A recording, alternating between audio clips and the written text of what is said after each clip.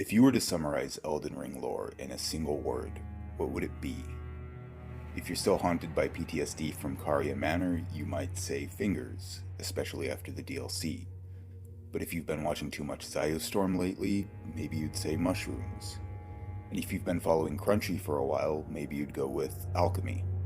Personally, I've tried using a lot of different singular concepts to tie all the lore together, but the one I eventually ended up at is this: the Sabbatic Goat, also known as Baphomet.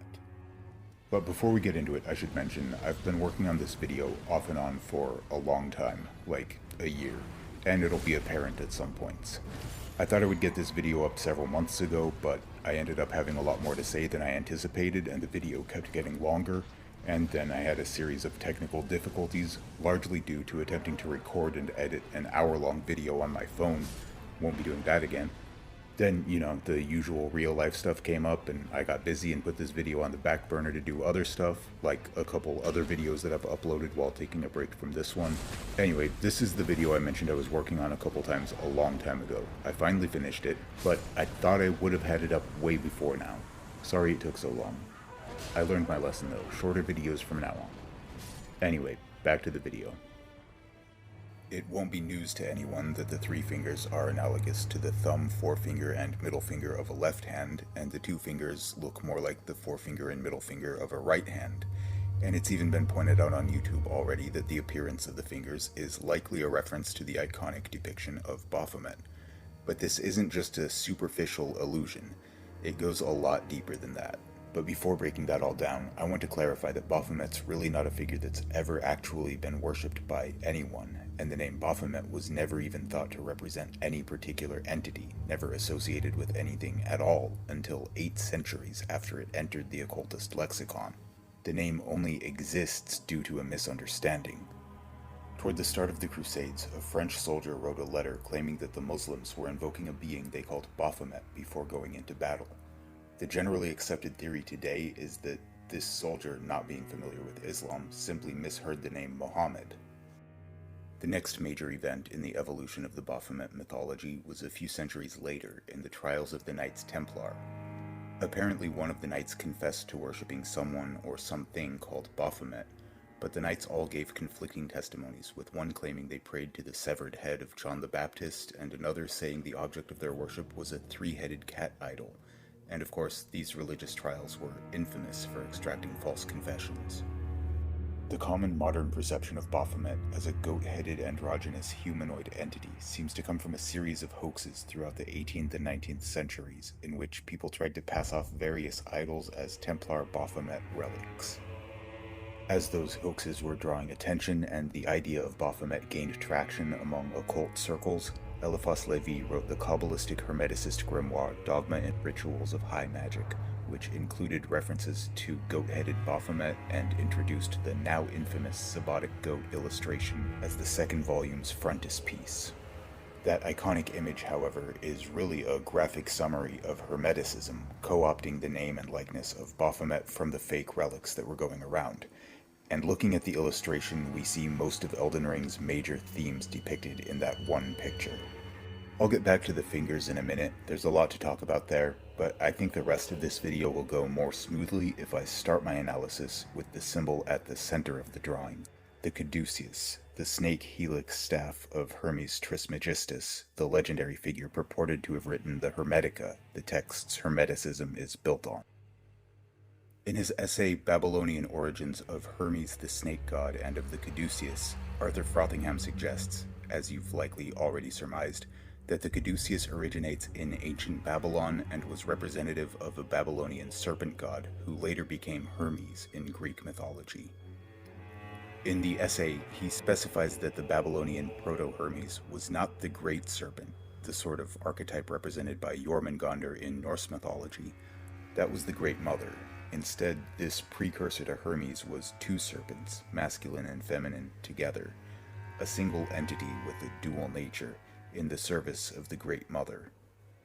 This androgynous serpentine proto-Hermes, Frothingham argues, presided over death, fertilization, and spring, and was sometimes said to be the wife or consort of a sun god, and sometimes what Frothingham describes as a primitive fire god.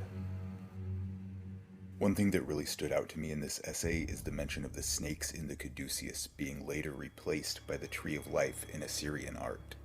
The mimetic evolution of a serpent god's helical symbol being replaced by the iconography of a Tree of Life feels a bit too familiar for me to write it off as a coincidence. I don't think I need to tell anyone that spirals and helices are essentially omnipresent in Elden Ring, especially in the DLC. We see these sorts of patterns in blades, spells, architecture, reliefs, even the Shadow Tree itself. Snakes, of course, are just as integral to the imagery and lore of the game. From the Duelist Helm to the Godskins and everything at Volcano Manor, the Serpent God's curved sword and the Serpent Bone blade, obviously Rykard and the God-devouring serpent, and now Messmer and the Abyssal Serpent. And that really only scratches the surface. I'm going to trust that the Tree of Life symbolism doesn't need any explanation given how omnipresent it is throughout the game, but I will point out that in terms of the Lance Between's timeline, the Erd Tree is a pretty new religious icon, and there was an older religion dedicated to a snake god, which the Golden Order has now suppressed.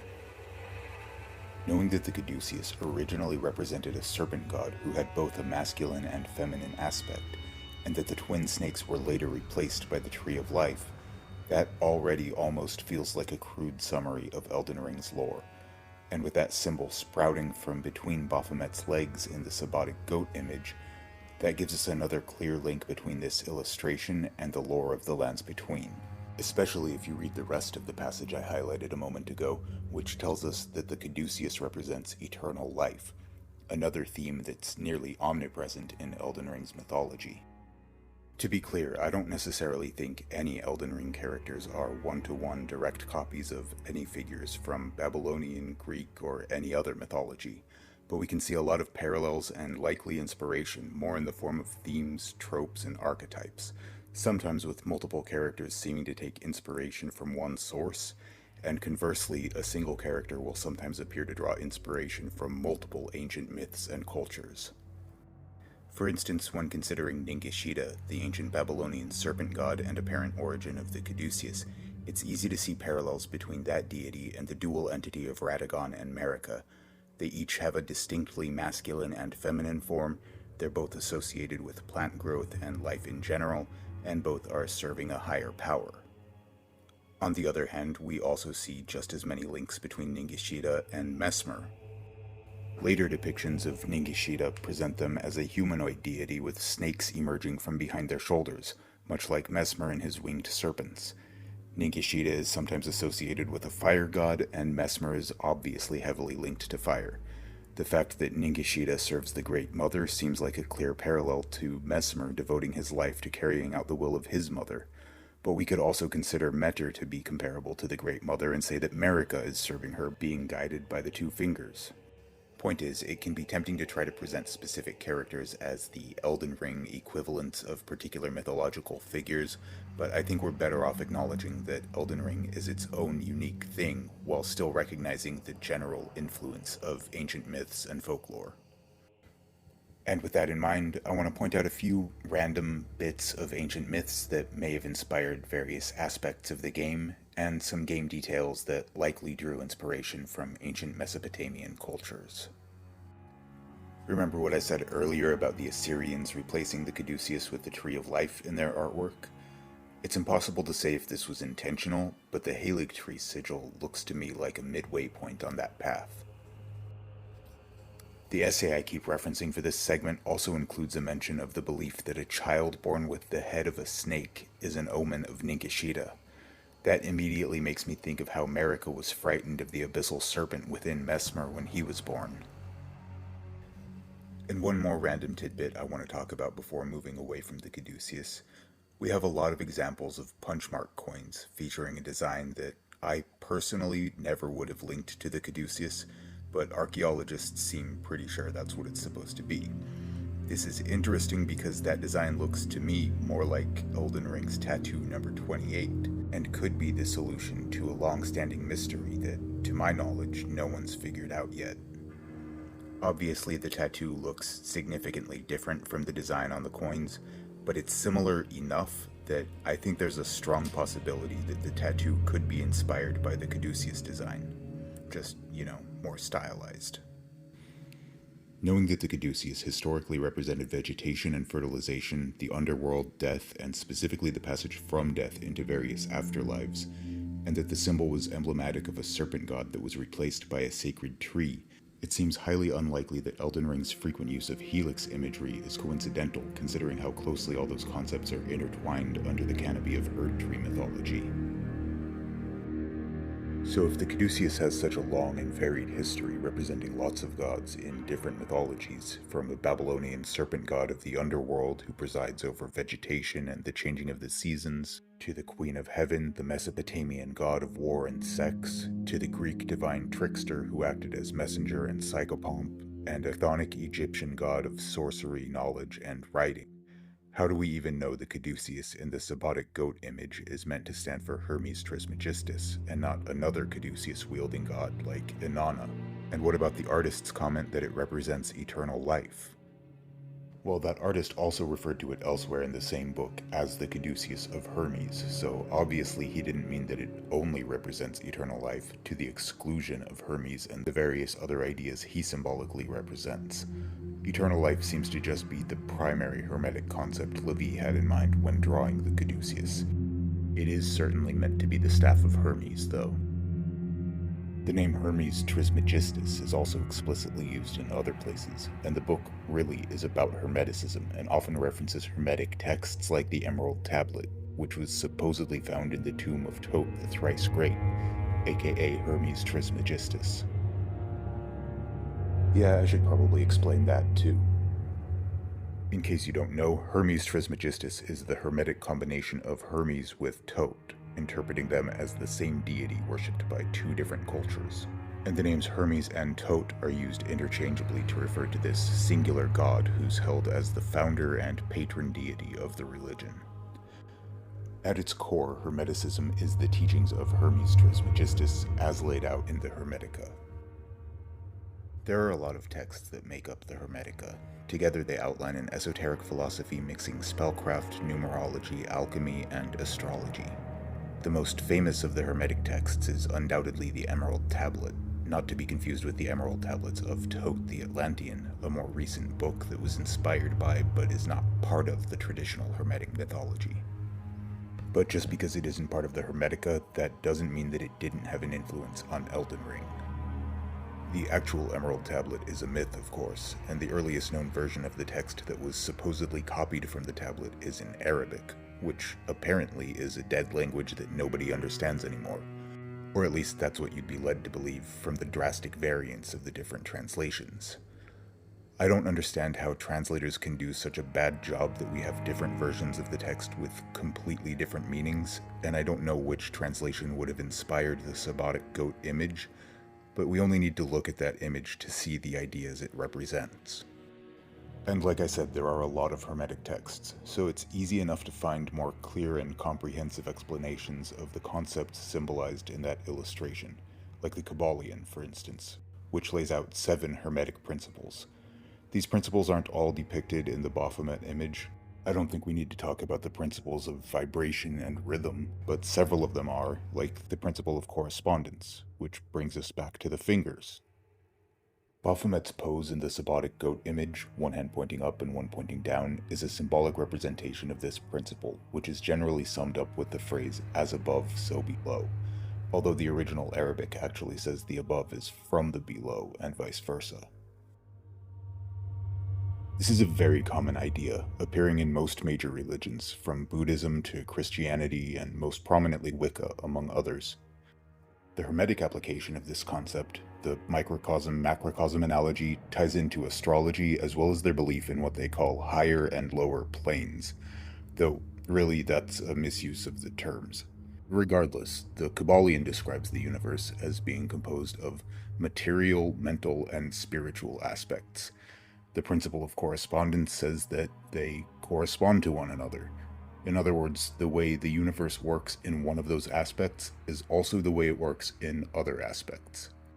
Regarding astrology, the idea is that the stars, moon, planets, whatever celestial bodies, Despite being all around us in every direction and constantly moving, they're perceived as above us, and their movements are believed to correspond to our experiences, personalities, etc. So, as above, so below. Let me explain.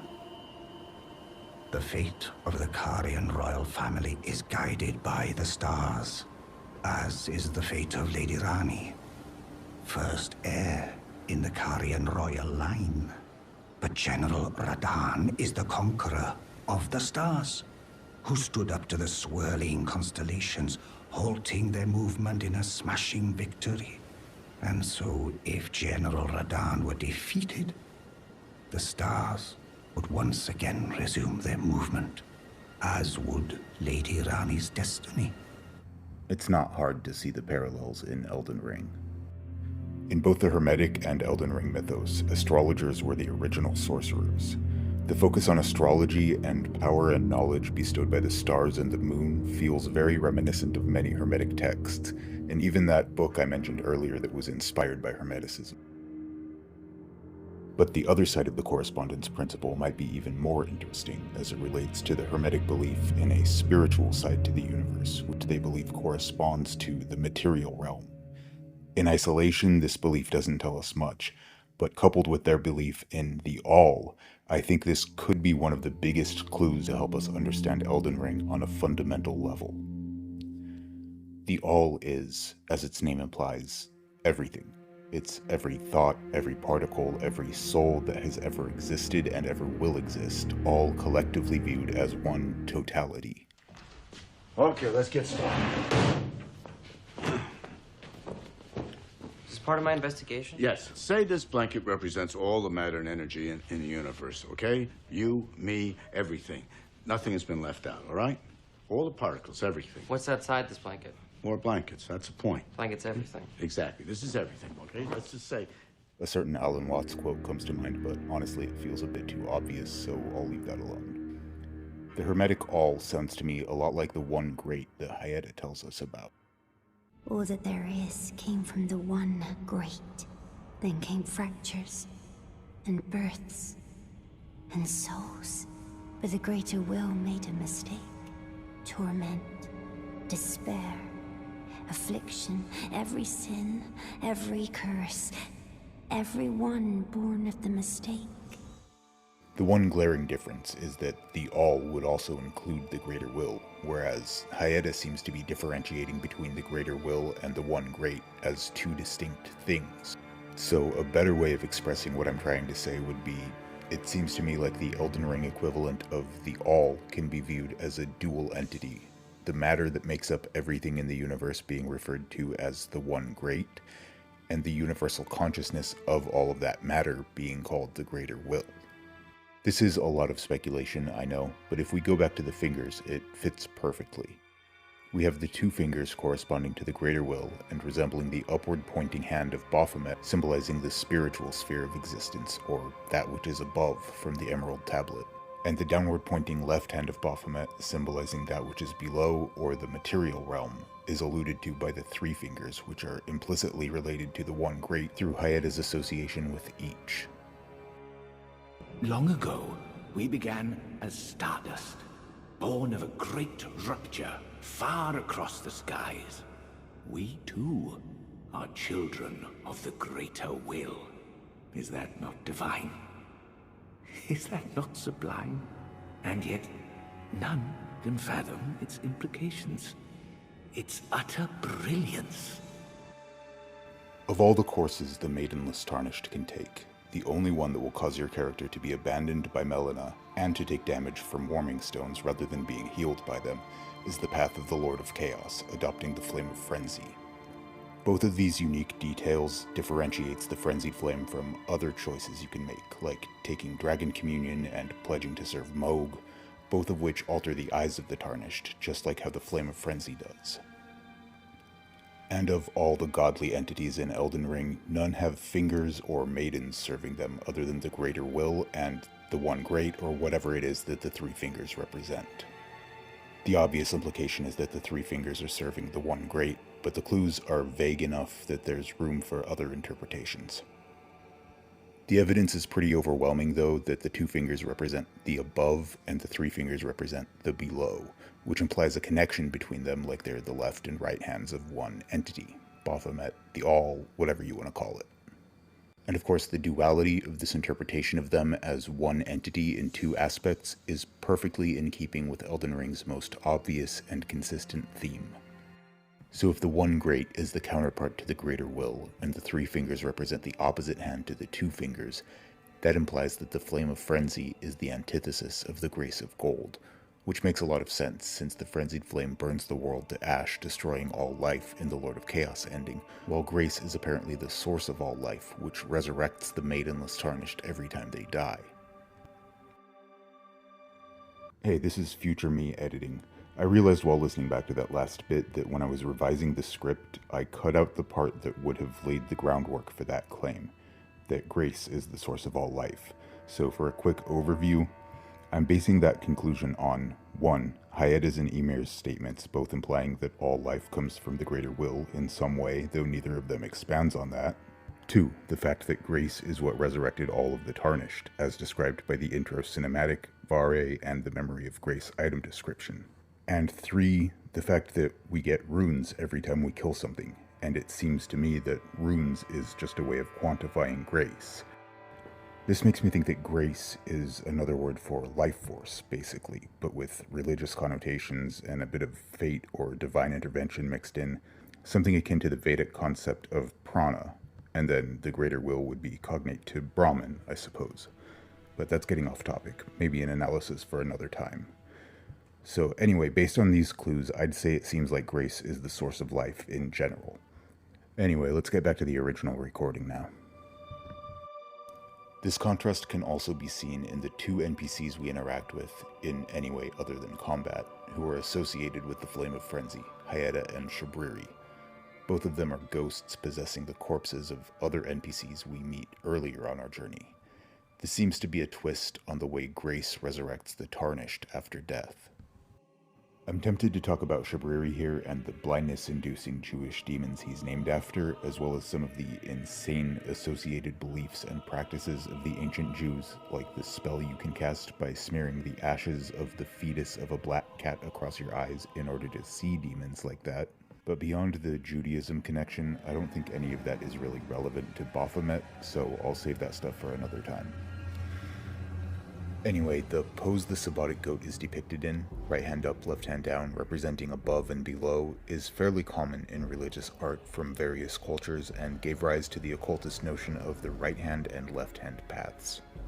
The concept of the left hand path, like Baphomet, has evolved a lot over the centuries, but generally speaking it represents forbidden magical practices, what people commonly call nigromancy or black magic, or sometimes simply evil.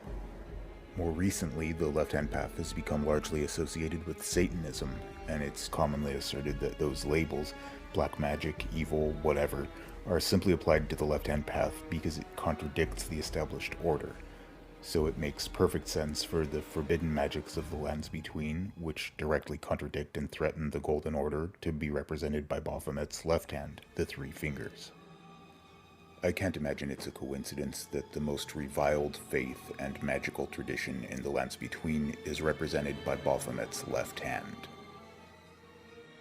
And I don't think the association of the left hand with Satanism and black magic and the right hand with white magic and divinity is the only reason we have the 2 fingers as the representatives of the Golden Order and the 3 fingers as agents of chaos. So let's talk about numbers. In particular, why the Sabbatic goat is holding out 2 and 3 fingers specifically. Hermeticism incorporates a unique interpretation of numerology as one of its core components. In that Hermetic numerology, the numbers 2 and 3 are discussed constantly, and everything is thought to have a dual and therefore triune nature. See, in the Hermetic analysis, duality is just an incomplete view of triplicity. If something has 2 natures, it therefore has 3 natures, because it can be viewed as either individual aspect on its own, or as the complete dual-natured entity, which is viewed as the 3rd nature, completing the trinity of duality. So a Hermetist would view Mikola and Saint Trina as a triune god, with Trina representing one aspect, Mikola being another, and the combined dual-natured entity being a third aspect in its own right. I'd be remiss not to mention that the book I brought up a few times now took this obsession with 3 to the next level. And I mentioned it jokingly earlier, but I do actually suspect that this book was influential on Elden Ring's lore. One of the many reasons for that is its fixation on the number 3. And I can't think of any way this next bit is relevant to Elden Ring, but in the interest of transparency, I should also acknowledge that Hermeticism extends its logic of duality denoting triplicity to the next whole number in sequence. Triplicity is apparently incomplete quadruplicity. You'd expect this would just go on forever ad infinitum, each whole number being completed by the next, but whatever. I don't know. Numerologists are just batshit insane. Let's move on. The next thing to take note of as we move away from the fingers in the Sabbatic goat image is the Solway and Coagula markings on the forearms, the quintessential alchemist adage. If you somehow still weren't convinced that the 2 and 3 fingers of Elden Ring represent Baphomet's right and left hands respectively, this right here should convince even the most stubbornly incredulous skeptics. Solway et coagula is the Latin phrase that sums up the fundamental processes of alchemy. Solway meaning dissolve, and coagula, of course, meaning coagulate. And these are the primary concepts associated with Elden Ring's 2 and 3 fingers respectively, the 2 fingers representing dissolution and the 3 fingers representing coagulation. And incinerate all that divides and distinguishes. Ah, may chaos take the world. A lot of what I'd want to say here has already been said by several other channels, sometimes in exactly the same way I would say it. I mean, really, after putting something together for this part, I went back and rewatched Crunchy's alchemy video to see if there was anything there that I might want to reference or comment on, and I noticed that some of the images that I'd pulled for this part were the same ones Crunchy used. And we both even took a screen recording of us scrolling through the same list on the same website to make the same point. And it's not like I subconsciously remembered that and went to that site to recreate it, because you can't even see the name of the site in Crunchy's video. It's just a weird coincidence. And given how eerily similar my initial version of this segment was to Crunchy's video, I'll leave all that stuff out. I don't want to be redundant. This is actually what inspired me to make this video. I noticed that a lot of YouTubers were talking about Elden Ring's alchemical roots, and at least one video mentioned the 2 and 3 fingers resembling Baphomet's hands, but no one that I'm aware of had drawn a connection there and looked closer at the Baphomet symbolism. But I don't want to just repeat what others have said already, so if you haven't seen those videos yet, I definitely recommend checking them out. I'm not saying that I agree with everything said in all of those videos, but even the stuff I don't agree with, I'd usually consider it to be worth listening to and thinking about. I will go over some bullet points before moving on for the people who have no intention of going to watch any of the other videos I mentioned. I know it'd be asking a lot to suggest that people watching this video click a link to a different video, watch that, and then come back to finish this one, so I will just give a quick overview of the topic right now. The broad strokes version is, alchemy is about separating substances into the components that make them up, the Solway phase, and then recombining those elements, often adding in other materials to make a new substance, the Coagula phase. And that should sound familiar to any fan of Elden Ring.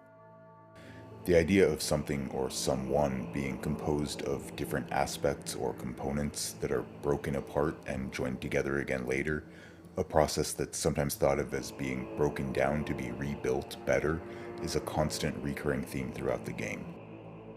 We see this most obviously with the Elden Ring itself, being shattered by Marika, its great runes scattered and claimed by the demigods while Radagon attempted to mend the ring. And then the Tarnished were called back to defeat the demigods and reunite the great runes. And you can even add in a mending rune to alter the properties of the Elden Ring when you reforge it. And of course, the Tarnished losing grace and being sent away only to later be revived by grace and brought back could also be seen as another reference to the Solway et Coagula process. And then of course Marika and Radagon themselves are likely another iteration of that theme. Radagon's origins is a contentious topic, with several theories going in different directions regarding where he came from and who or what he is, or at least was initially. But the most common interpretation is probably that he split off from Marika originally and later rejoined with her. I have my own theory on Radagon, which Square Table Gaming actually mentioned on their channel a couple of years ago after I posted it on Reddit, but that's another topic. If it's true that Radagon and Marika were one entity previously and they separated before being reunited, that's another metaphor for the dissolution phase of alchemy. In either way, the two of them joining together after Godfrey left is definitely representative of the coagulation phase.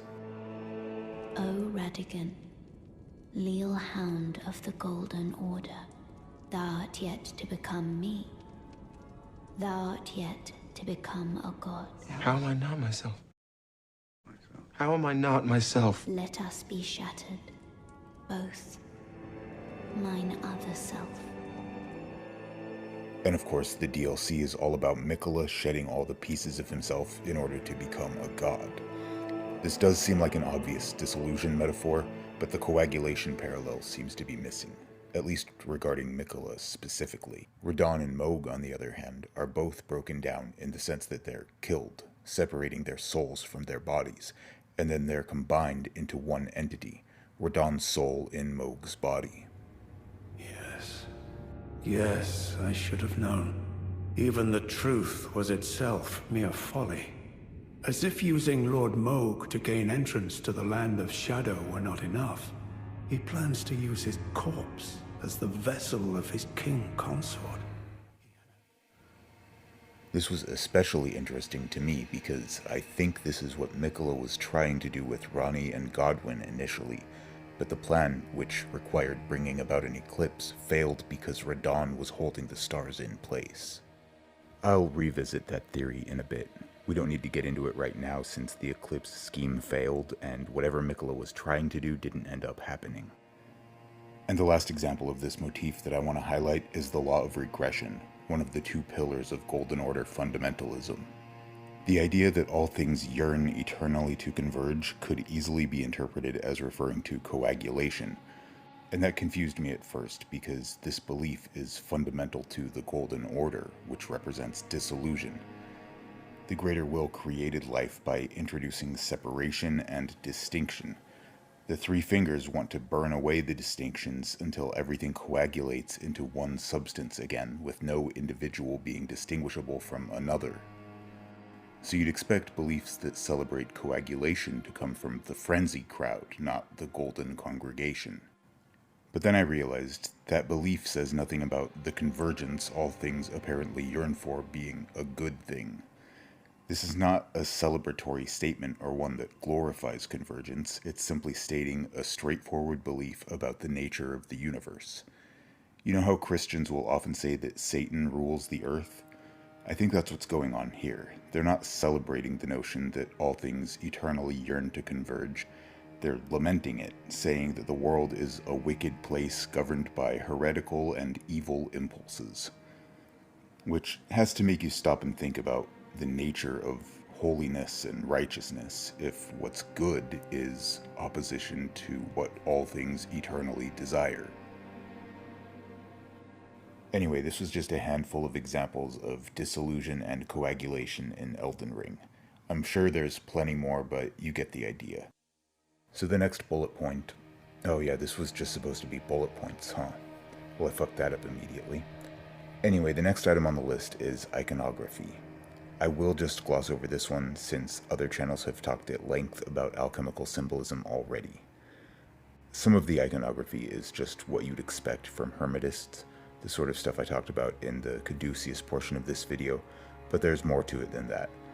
There's a lot to say about the alchemist's symbolic images like the great tree and the serpent, the fire and the moon, animals like wolves, lions, dragons, phoenixes, not to mention the importance of color, especially the idea that red is the distilled essence of gold. Fortunately, that stuff has already been said by other people in other videos. One common alchemical image I want to highlight before moving on, though, is the triquetra. The Erd Tree is the heart of the Golden Order, an order whose insignia is the Elden Ring contained within a triangle. This is clearly inspired by the triquetra, which is sometimes used in Christian symbolism to represent the Holy Trinity, but unlike the triquetra, the triangle in the Golden Order's sigil points downwards, which happens to be the alchemical symbol for water.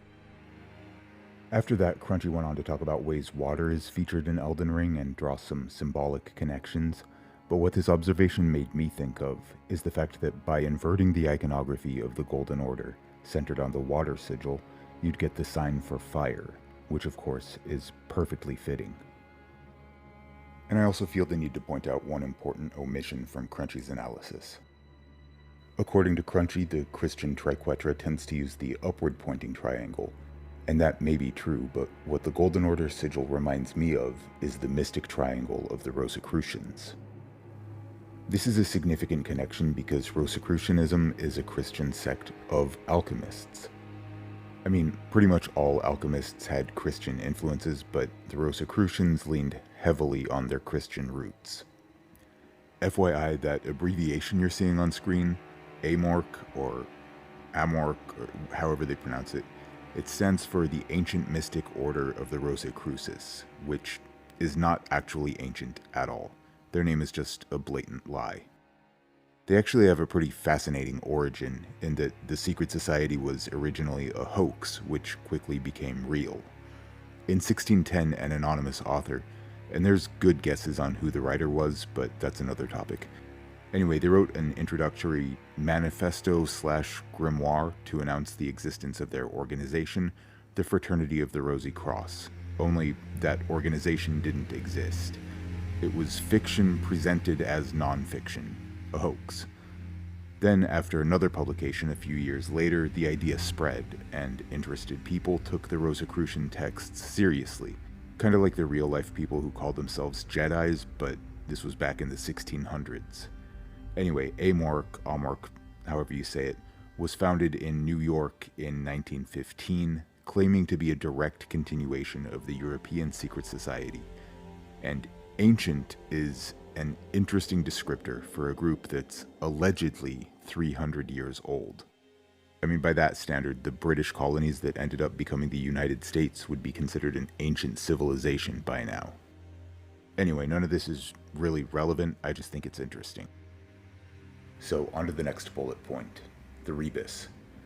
If you've seen other videos on alchemy and Elden Ring, don't worry, I'm not going to give you your 20th lecture on the Rebis. And if you haven't seen other videos on the topic, the quick rundown is, the Rebis is the symbolic representation of what Hermeticists believed to be the ideal human, a marriage of opposites in all categories. Essentially, it's the personification of a yin-yang symbol. This idea was depicted visually in alchemical manuscripts with the marriage of the White Queen to the Red King, and it seems to me that Elden Ring is largely the story of a series of attempts to create the Rebis, though in a more literal way than the metaphors used by the alchemists. For the record, alchemists actually have a term for a series of attempts to create the Rebis. That process is the magnum opus. The Rebis is the theoretical result of the magnum opus, or the great work of Hermeticism. It's what all of their efforts are directed toward, in the metaphorical sense at least. The Rebis is often described as the symbolic representation of the Philosopher's Stone, which is sometimes interpreted as a literal physical object alchemists were actually attempting to produce. Other videos will go into a lot more detail on this, but to quickly summarize, in Elden Ring, the magnum opus seems to begin with the marriage of Radagon, a potential Red King, to Rennala, the first candidate for the White Queen position. But of course that didn't last, and Radagon ended up leaving Rennala and marrying Marika, likely another potential White Queen. But obviously that one didn't last either. Interestingly, I think the best contender for a true Rebis in the game is Miquella as the White Queen, paired with the amalgamation of Mohg and Radahn as the Red King. This one's different though, since the White Queen traditionally represents the moon while the Red King represents the sun, but Radahn as a Carian is associated with the moon, while Miquella as a member of the Golden Lineage seems to be more connected to the sun. Bear in mind where Miquella's Great Rune ends up after he discards it. So, Renala and Radagon seem like the obvious perfect pair for a standard traditional Rebis, but Miquella was trying something different, and I don't think this was his first time. So I'm getting fully into theory territory here, but I think the lore gives us hints that there was one more attempt at creating the Rebis that I've never seen anyone else talk about. This is that theory I mentioned earlier, Ronnie and Godwyn. I went into detail about this theory on Reddit, but then, huge surprise, a mod deleted my post because it conflicted with a more popular theory. Anyway, the quick version is, a while before the DLC came out, I had theorized that the inhabitants of Castle Sol had been trying to put Ronnie's soul in Godwyn's body on behalf of Miquella. The Godwyn connection is obvious enough, everyone seems to have come to the same conclusion there, but Ronnie is the interesting part. Ronnie and Godwyn each half died at the same time, Ronnie becoming a disembodied spirit and Godwyn becoming a soulless husk. Ronnie's sigil is the Dark Moon. Godwyn has often been speculated to be the closest thing Elden Ring has to a sun deity, and the ritual performed at Castle Sol was intended to bring about an eclipse, which is a dark moon blocking out the sun. If someone's attempting to imbue a soulless body with a soul, you would imagine they know about a bodiless soul they can use to do that. The obvious conclusion to draw is that Miquella was trying to combine Ronnie and Godwyn into one entity, Ronnie's soul in Godwyn's corpse. I started talking about this theory a while before the DLC came out, right after the initial promo image dropped actually. But now that I've played through Shadow of the Erdtree a few times, I'm even more convinced that I was onto something. I mean, what I had theorized Miquella was doing with Ronnie and Godwyn is basically exactly what he does with Mohg and Radahn in the DLC. And there is a bit more evidence too, with Miquella and Ronnie seemingly being friendly, since Ronnie gives the Maidenless Tarnished the Spirit Collar Bell, which is implied to be a gift from Miquella, and the reason Malenia fought Radahn could be that he was interfering with Miquella's plans for Ronnie by holding the stars in place. And it's not hard to imagine that Miquella may have changed his plans and decided to use Radahn's soul for his consort because Radahn was interfering with his plans regarding Ronnie. But of course the combination of Godwyn and Ronnie would be a reverse Rebis, with Ronnie as the Red Queen and Godwyn as the White King. That's why I said before that I don't think Miquella joining with Mohg and Radahn was his first attempt at altering the Rebis formula. Like I said earlier, this is all speculative, but I think it makes a lot of sense. Anyway, if you want to know more about the Rebis or any alchemical symbolism in Elden Ring, there's a lot of people talking about all of that on YouTube, Reddit, and everywhere else, so I'll leave it to them. I just wanted to draw the connection between alchemy and Baphomet, connecting this aspect of the lore to just about everything else. Actually, hold up, I still have room for another bullet point here. That's going to be red gold, and we'll do this one like an actual bullet point this time. Primordial gold, or red-tinged gold, which is said to be close in nature to life itself, is repeatedly referenced in Elden Ring, both the base game and the DLC. This is another idea drawn from alchemy. The consummation of the magnum opus is referred to as the rubedo phase, rubedo being red. There are 4 major phases: albedo, nigredo, citrinitas, and rubedo. That's white, black, gold, and red. Except a lot of alchemists leave out the citrinitas phase as they see it as a component of the red phase, or the transition from white to red. The magnum opus was intended to produce immortality, represented by a red substance being distilled from gold. And in Elden Ring, primordial gold is tinged with red and said to be close in nature to life itself. And there's one more thing I want to mention real quick that really doesn't deserve its own bullet point, but I doubt anyone else is going to mention this tiny detail from the book that inspired most of Elden Ring's lore. There's 2 staffs in Elden Ring that each mention the wisdom of stone, and that sounded really familiar to me, so I searched for it through a few books, didn't find anything. Then while rereading Ritual of High Magic for this video, I saw the phrase, "the secret of the stone," which isn't an exact match, but given how influential this book is on just about every other aspect of Elden Ring's lore, I thought it was fairly likely that the Wisdom of Stone is a reference to this passage.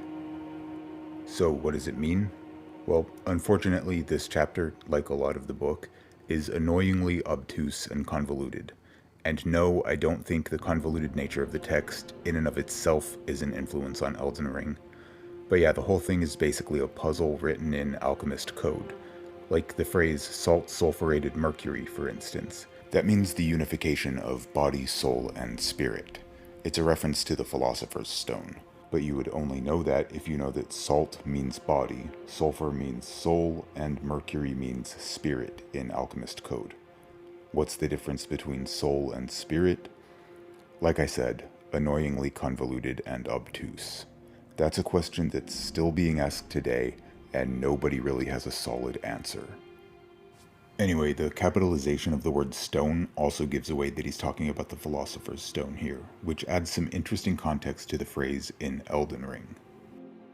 The Wisdom of Stone could signify immortality, saying that those who have obtained the Wisdom of Stone have discovered the Philosopher's Stone, the secret to eternal life, which seems fitting given that Lusat and Azur both seem to be immortal now, but with a classic FromSoft twist, since they love telling stories about people trying to live forever and ending up creating a never-ending hell for themselves. And another interesting thing this detail alerted me to was the beginning of this paragraph, which is strikingly similar to some Golden Order fundamentalist rhetoric. Interesting that the Golden Order has so much in common with the Golden Dawn. To be clear, I mean the Hermetic Order of the Golden Dawn, not the Greek neo-Nazis, although maybe both were influential. The next aspect of the Sabbatic goat image that I want to highlight is, fittingly, the aspects of the Crucible. We can't talk about alchemy without mentioning crucibles, since that's what alchemists used to melt metals, and the things that would be labeled as crucible features in the lands between are the most prominent and iconic parts of the Sabbatic goat image. I'm simultaneously inclined to say there's a lot to talk about regarding the Crucible, and that there's not a lot to say about it, for the same reason, which is that we don't have much definite information about it. We know that it was the primordial form of the Erd tree, the color associated with it is a reddish gold, and that life was once all blended together within it. And that's about it. So there's plenty of territory for speculation and theory crafting, but there's not much to explain as far as direct statements from the game. We don't even know what it means to say that the Crucible was the primordial form of the Erd tree. Does that mean it was the same tree just before it became known as the Erd tree? Is it something the Erd tree grew from, like a seed? Is it a name for the collection of elements that were combined to create the Erd tree, like oxygen, hydrogen, nitrogen, and everything else that makes up trees? Is it a literal crucible? I have my own personal theory. I think it was a crater created by the Golden Star crashing into the lands between, and then the tree that became known as the Crucible tree originally, and later the Erd tree grew out of that crater. But that's not what this video is about. The important thing to note in regards to alchemy is that crucibles, like this Hessian crucible, were a core part of an alchemist's basic equipment. By invoking the idea of a crucible, regardless of how literal it is in the actual lore, they're reinforcing the importance of alchemy for understanding Elden Ring's themes. And there's also a ton of other videos on YouTube about the Crucible too, mostly theorizing about what it was or is. I'm not going to focus on that sort of stuff, and I already talked about the red gold of the Crucible in the last section. Now I want to talk about the aspects of the Crucible. Elden Ring has a lot of examples of humanoids with various distinct attributes of a wide variety of disparate animals, from the misbegotten to the divine bird warriors. And that's exactly how Baphomet was depicted, so let's look at what the artist Eliphas Levi has to say about those features. Some of it is pretty obvious, like the scales represent water, like yeah, we get it, thanks. But the bit that stands out to me is the assertion that the goat head represents the horror of sin. That sounds like something the Golden Order would say about Crucible features. Now, I don't want to spend a lot of time on the Crucible because there are a lot of different directions we could go from here, interpreting various aspects of the lore in one way or another. and I don't want to get too deep into theory territory in this video. Like I said before, there's a lot to say here if we want to start theorizing, but if we stick to the things that we know for sure, there's not much more to say than what I already have. So let's move on to everybody's favorite topic, gender. I talked about gender a bit in a different context in my last video. It's one of my major areas of expertise, and with the principle of gender being one of the pillars of Hermetic belief, needless to say, I have thoughts on the topic. But this isn't a video about the flaws of a Hellenistic belief system. It's about how those beliefs influenced Elden Ring. So I won't give the topic of gender as much attention as it deserves, because if I did, we'd be here all night. The TLDR is, gender is nonsense. The Hermeticists were arguably on the right track, challenging the rigid either-or mainstream view of gender in the early 1900s, but their analysis still falls flat in a few ways. They believed that there are fundamental essences of masculinity and femininity which can both be found in all people and things. Obviously, this notion of duality and androgyny was heavily influential on Elden Ring. This sort of view of gender was fairly common in esoteric and occult circles at the time, and evolved along different paths over the next few centuries, and in some cases gave way to more interesting analyses, like the way Genesis P. Orridge talks about gender. And I appreciate what the game does to move away from an essentialist and especially rigid interpretation of gender, labeling body types as A and B rather than male and female, having Saint Trina described as both a boy and a girl, giving Miquella traits that are typically described as feminine, referring to Marika as a god rather than a goddess, and not distinguishing between lords and ladies. Lord and god are apparently both gender-neutral terms in the Lands Between. Obviously, it's not a revolutionary subversion of gender or anything like that. I'm not going to point to Elden Ring as a mind-blowing piece of queer fiction that changed the way I think about gender, but I like the little subversive details they sprinkled into the lore. It's pretty clear that the fuzzy murkiness of gender is a core component of Elden Ring's mythology, especially the idea that everyone has a masculine and feminine component. And yes, this is another idea that we see represented in the Sabbodic goat image. What makes this a girl? None of these really have a gender connotation to me. And speaking of duality, let's move on to the final aspect of the Sabbodic goat that I want to point out, the moons. I mentioned earlier the importance of astrology to both Elden Ring and Hermeticism, and that's likely one reason why the Baphomet image includes two opposite moons, one black, one white, one above, one below, further reinforcing the theme of duality as well. I also mentioned earlier that Ranni's sigil is the dark moon, and the dark moon is of course juxtaposed against the full moon, which represents her mother, Rennala. Again, the theme of duality, which, by the way, is part of what the moon is often said to represent in general. Now, I don't know, I haven't conducted a poll on this, but I suspect the common assumption in the fanbase is that these two moons represent the full moon and the new moon respectively, the opposite ends of a real-life lunar cycle. And there's definitely something to that, particularly with the new moon, which would be cognate to Ranni's sigil, the dark moon, representing fresh starts and new beginnings in Wicca. That's honestly a perfect delineation of what Ranni represents, considering her ending, which does away with the Elden Ring altogether. The interpretations of the full moon often relate to plans coming to fruition, where the new moon is about planting seeds, the full moon represents harvest, that sort of thing. But there's also the association of the full moon with the mother aspect of the triple goddess, maiden, mother, and crone. And that obviously fits very well with Rennala. Not only is she the biological mother of Ranni, but the primary way we see her throughout the game is clutching her golden egg, which she can use to provide the player, as well as her students, with continual rebirth. Rennala is almost a caricature of the mother archetype. And if you're wondering why we're talking about Wicca and neo-paganism at all, first of all, Wicca is largely based on Hermeticism, and specifically the books I've been referencing constantly, Dogma and Ritual of High Magic. And secondly, the triquetra, which I mentioned earlier in the alchemy portion of the video, the design the Elden Ring itself is based on, it's also used by Wiccans to represent the triple goddess.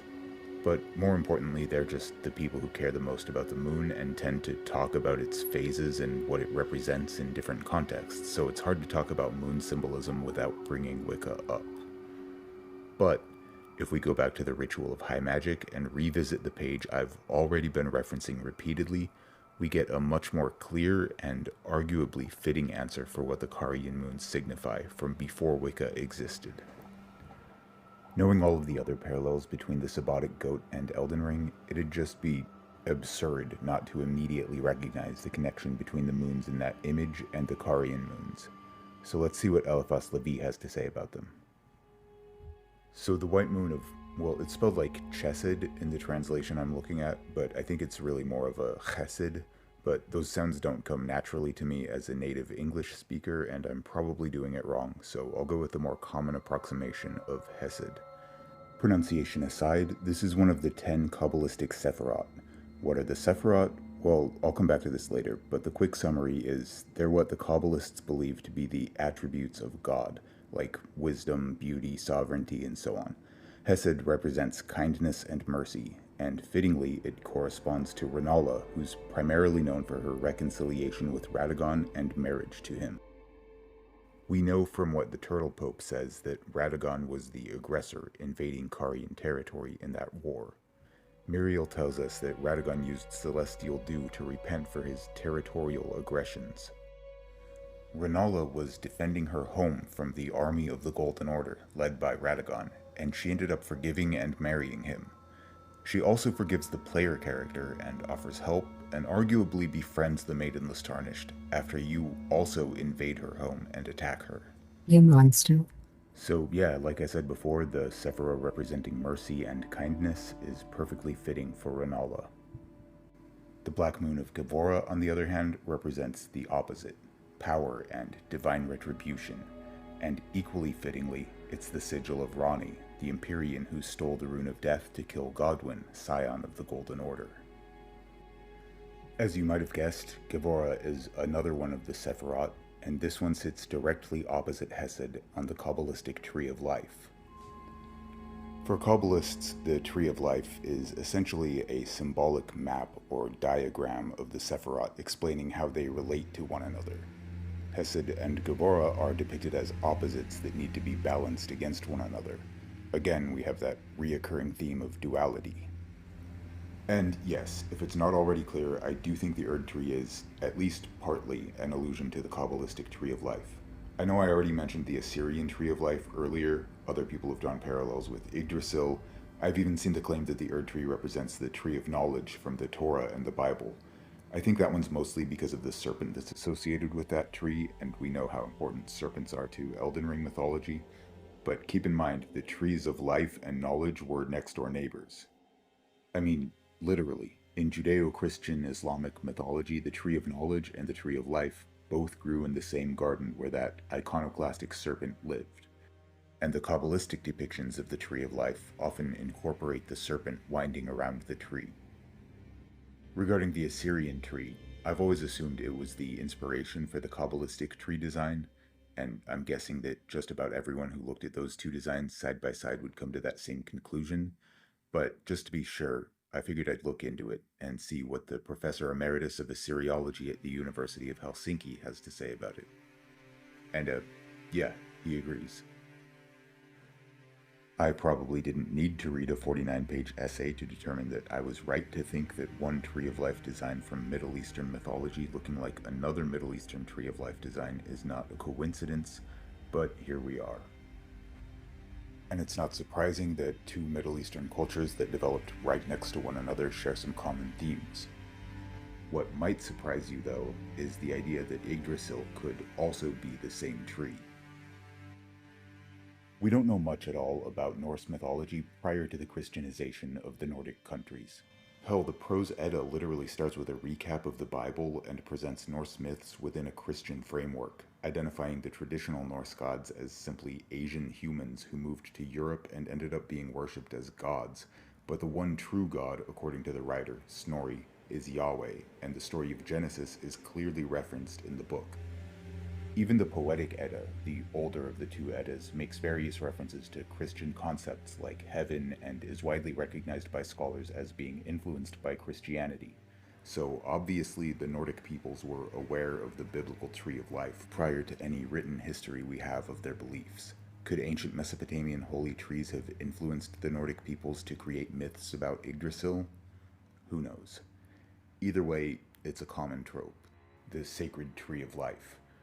Really, FromSoft is just building on that classic archetype, but Kabbalah is a big part of that history, and given how much influence Kabbalistic esoterica had on Hermeticism and therefore Elden Ring, it only makes sense to interpret the Erd tree as a reference to the Sephirotic tree. You could probably make an argument about the Remembrances, or more likely their corresponding Great Runes, being Elden Ring's version of the Sephiroth, but that's a topic for another video. Before you ask, no, I didn't forget what I was talking about. This is all still about the moons. I just wanted to make the case that the Erd tree is meant to evoke the idea of the Kabbalistic tree of life, because that would be another connection to the Sephiroth, which the full and dark moons seem to represent. But there's a third moon sorcery that I haven't mentioned yet. So what about R'hllana's twin moons? Actually, hold on. I will get to that in a minute, but I'm calling an audible now and going off script because I obviously recorded everything leading up to this already, and I just now noticed something very obvious that I should have incorporated into the script in the segment that I was just wrapping up, and I can't believe I didn't pick up on it sooner. Feel free to make fun of me in the comments for this, but I just now realized that Miquella's Halig tree sigil looks exactly like a menorah. And menorahs in the Kabbalistic tradition represent the Sephiroth. So yeah, I'm even more convinced now that the holy trees in Elden Ring are references to the Kabbalistic tree of life.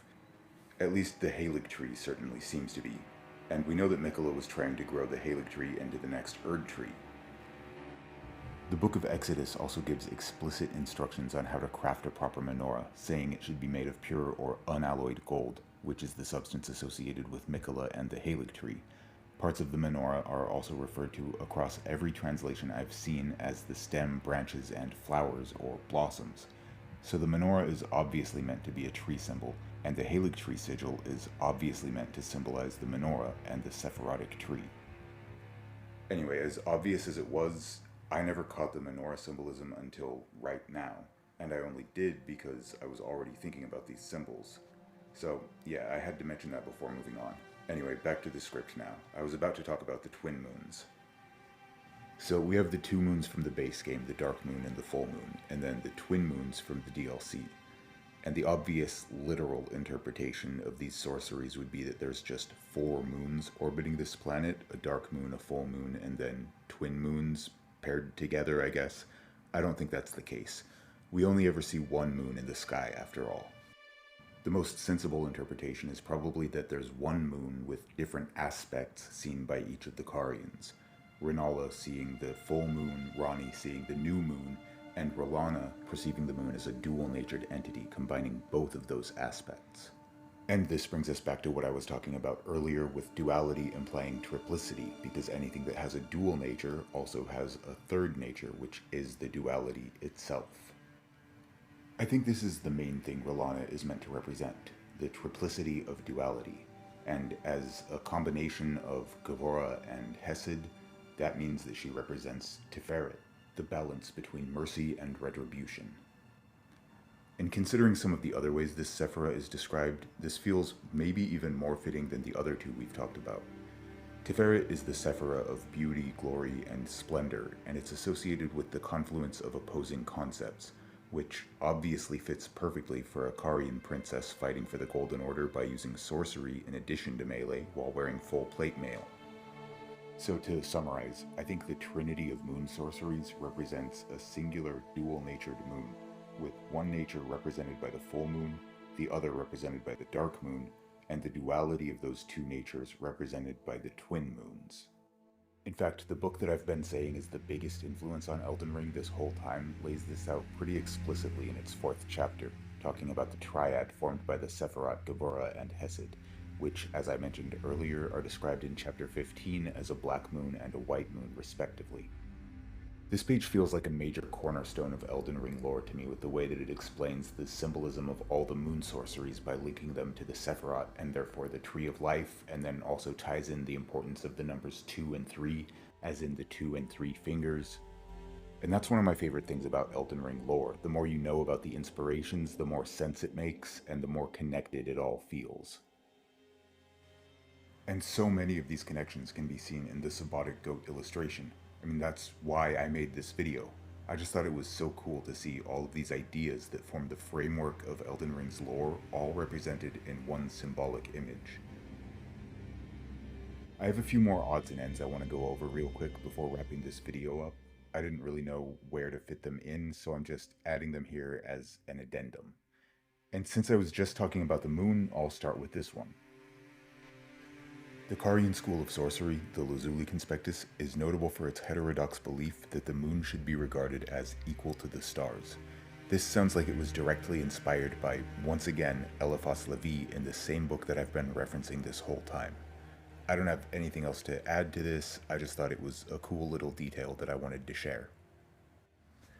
Keeping with the moon theme, I could have added this one to either the alchemy or the moon part of the script, but I couldn't decide, so I put it here. The Darkmoon Greatsword describes Ranni's moon as leaden. I was reminded of that item description when I stumbled across this answer from Quora while googling other alchemy-related stuff. Unfortunately, they didn't cite any sources, so I'm not entirely sure where they got this from, but according to this answer, alchemists considered lead to be essentially the opposite of gold as far as metals go. I would guess that this is based on how alchemists interpreted colors, with the magnum opus being depicted as a change in color from black to white and then to red or gold. But this idea that lead is the furthest metal from gold struck me as especially fitting, given that Ranni is the primary enemy of the Golden Order and her moon is described as leaden. And I'd be remiss not to point out that scientists have actually turned lead into gold now. Every article I've seen talking about this has a tone that I would characterize as dismissive, because it was a very small amount of gold that these scientists have created, I think less than 100 billion atoms, and each atom only exists for a fraction of a second. But I'm going to go ahead and disagree with that dismissive tone and just say this is a huge step for science. They've finally achieved the dream of medieval alchemists. Anyway, next thing I want to talk about is this portrait of Rennala. This painting looks strikingly similar to this ancient Egyptian relief depicting Thoth, who's not only the central figure of Hermeticism and purported originator of alchemy, but also the Egyptian god of knowledge, sorcery, and the moon, which leads me to think this isn't a coincidence. I should also mention that the other half of the duo that was combined to create Hermes Trismegistus, the Greek god Hermes, looks a lot like Mesmer. I should have probably just mentioned all of this when I was actually talking about Hermes Trismegistus a while ago, but I didn't think about that, and that part of the video was recorded months ago, so oh well. And finally, I want to revisit the book I mentioned a couple times earlier, The Emerald Tablets of Thoth the Atlantean, which, as I said before, is not part of the Hermetica, but was inspired by Hermetic writings and may have had some influence on Elden Ring. I'm not going to do a full book report and point out every detail that lines up with Elden Ring lore, but I wanted to at least mention the fact that the main theme of this book is immortality, which is granted to humans by a race of starborn higher beings that humans worshipped as gods. And the big reveal of the Starborn chapter is that humans are also starborn, and it almost sounds like Count Ymir was reading directly from this book when he was talking about humanity being children of the greater will, born of stardust. So yeah, I don't have nearly as much evidence to support this hypothesis, but I wouldn't be surprised at all if this book was also influential on Elden Ring lore. So, conclusions. Elden Ring is all about Hermeticism, and with that theme represented by the Sabbatic goat and the 2 and 3 fingers representing its hands, that implies that the Greater Will and the One Great are two halves of the same being, and that entity is Elden Ring's version of the All. In other words, the ultimate capital G god of Elden Ring is Satan. It's all about the Christian devil. Now hold on, I can hear some people typing correction comments already, because people will tell you frequently, as often as they have an excuse to, that Baphomet is not Satan. That they're two completely different entities. You'll hear that from goths and metalheads and Satanists, pagans, and lots of other people. Satan is the father of lies and comes to deceive.